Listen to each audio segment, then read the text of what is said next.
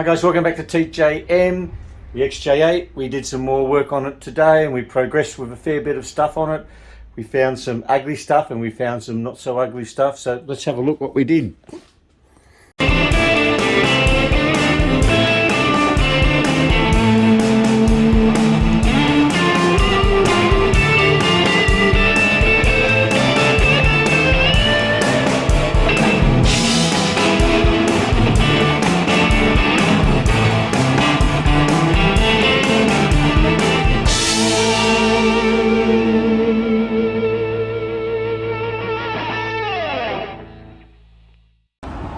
Well, that's looking a little bit better. Still not perfect, but a lot better than it used to.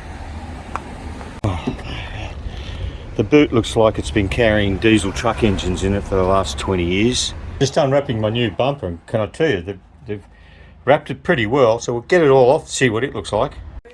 Well, it took me more time to unwrap this thing. It's probably going to take me to fit to effer. And she's a little bit scratched up, but it is second hand, but I think I'll polish most of those out. Fancy getting one in the same colour. That's quite bizarre. You would think that would be a real lucky dip. But we'll see if we can get it on.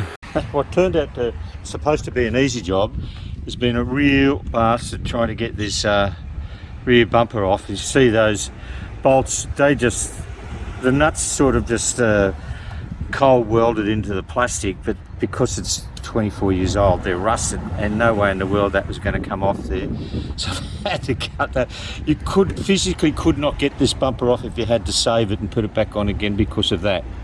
There was no way that I can think of would do it. You could cut the bolts elsewhere, but you still got to get it there anyway. So I'll cut this one off and we'll get this bumper off now. Well, these little chrome tippies, they're looking pretty sad and they're out of alignment. That one's been pushed in and this one's probably still okay. But we'll clean them up and we'll pull this one out, and so at least they'll look even when I put the new bumper back on. Okay, fitted. For two simple bolts, that took an hour, nearly 2 hours to do, to cut those bolts out.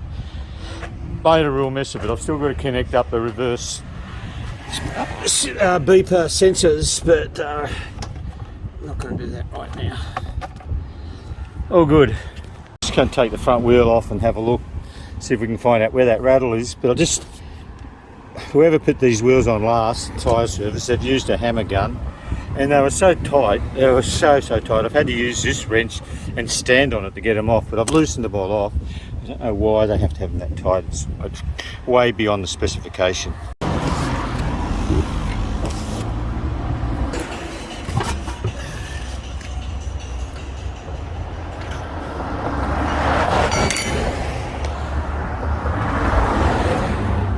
To look in here. Let me have a look here.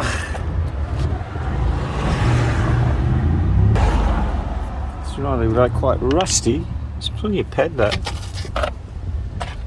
Okay. What is rattling? What is rattling?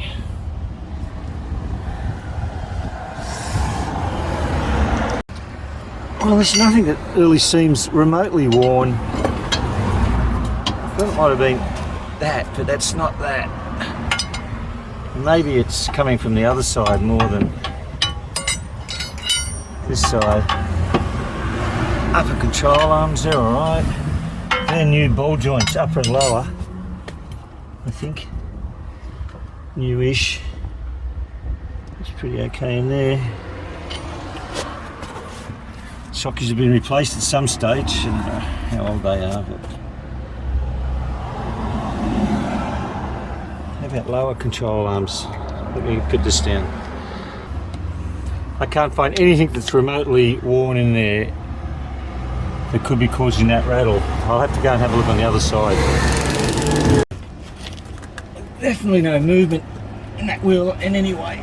It's nice and tight. Yeah, it's alright.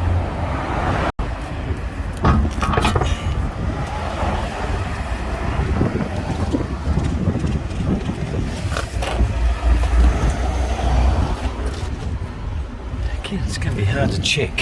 Check.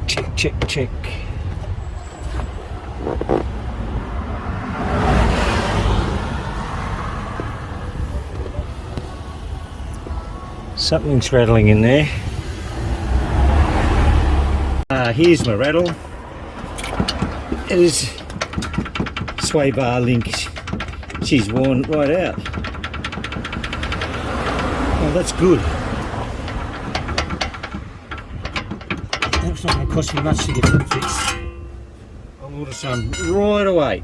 It's good to get in and clean all this crap out too, so it doesn't rust in the corners. These things pretty much don't rust in Australia so much. But no, but I'll clean all that out. Easy. Okay, time to have a closer look at this engine.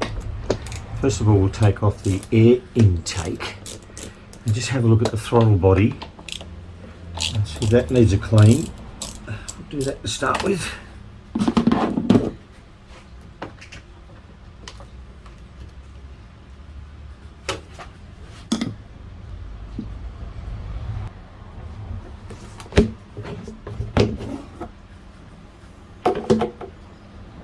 Okay, see how this how dirty the throttle body is. This will always tell. There's always tell if it's been really serviced well or not,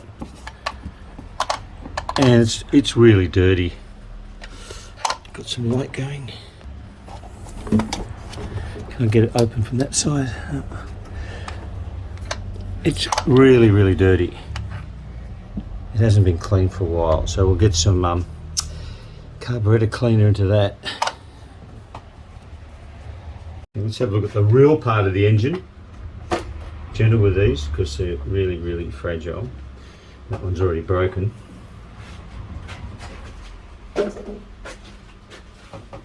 And what do we see? Very dusty. That hose looks very old. Very old. We'll clean the throttle body. But there's no real ugly oil leaks on this side.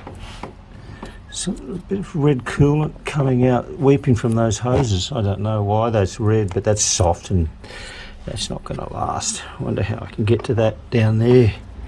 How do you replace that hose? Oh, that's one of the really serious ones that go right to the back. Yeah, you've got to take the intake manifold off to replace those. They can be a real worry if they're leaking. And I've got no evidence that they were replaced. Quick look on this side. This side's broken. I might have to do some plastic welding on that. Why is that stuck there? Why is that stuck there? Nothing to stick it there. There you go, that lug was stuck, I couldn't get it out. It was sticky, it's broken. Let's look at this side. No leaks, it's a new pulley. Belt looks okay, no cracks in it that I can see. Even though they're a fairly easy replacement. But that looks okay. Bit of weeper oil down there. Nothing too serious. What about back here? Oh god, that throttle body is so dirty.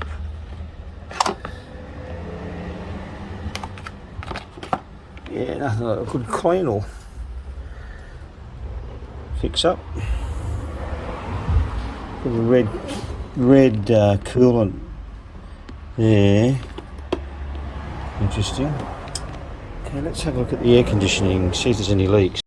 Well, I've only just turned this on and I don't think you can see down there. See that? There's green.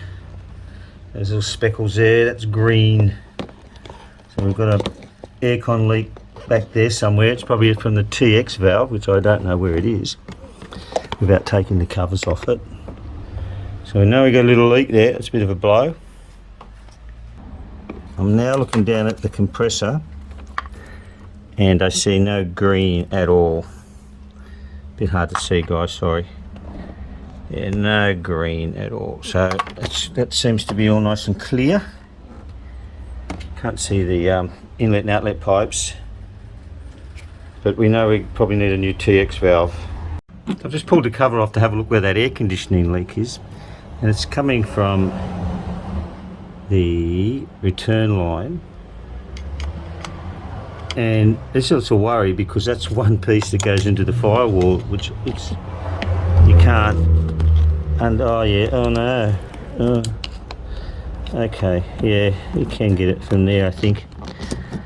Where am I? You see it? Okay. Far out, that's a job. Oh. I don't know if I want to tackle that one. Just give that throttle body a bit of a squirt. Oh, what a bitch. This is not, oh, not real spraying real well, is it? What's happening? I've lost my gas, bro. Anyway, that'd probably be okay to clean it.